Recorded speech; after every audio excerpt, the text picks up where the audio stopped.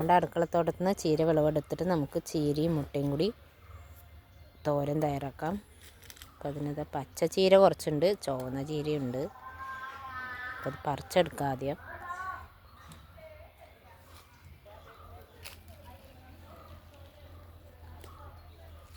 അപ്പോൾ എത്രയും ചീര കിട്ടിയിട്ടുണ്ട്. അപ്പോൾ നമുക്കത് ആദ്യം വൃത്തിയാക്കി എടുക്കാം.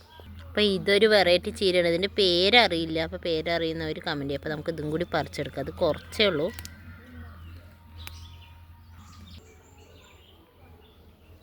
എരിവിന് ആവശ്യമുള്ള പച്ചമുളക് മുറിച്ചെടുത്തിട്ടുണ്ട്, ഒരു സവോള മുറിച്ചെടുത്തിട്ടുണ്ട്, ചീര കഴുകി വൃത്തിയാക്കി മുറിച്ചെടുത്തിട്ടുണ്ട്, 2 കോഴിമുട്ട എടുത്തിട്ടുണ്ട്. ചട്ടി വെച്ച് വെളിച്ചെണ്ണ ചേർത്ത് കൊടുക്കാം.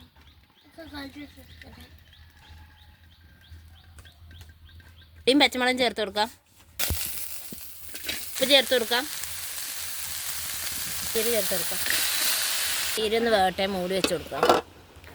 മുട്ട ചേർത്ത് കൊടുക്കാം.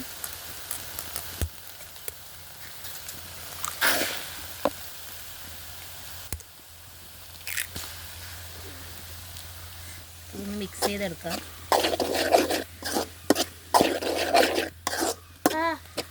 ഇതൊന്ന് ട്രൈ ആവട്ടെ.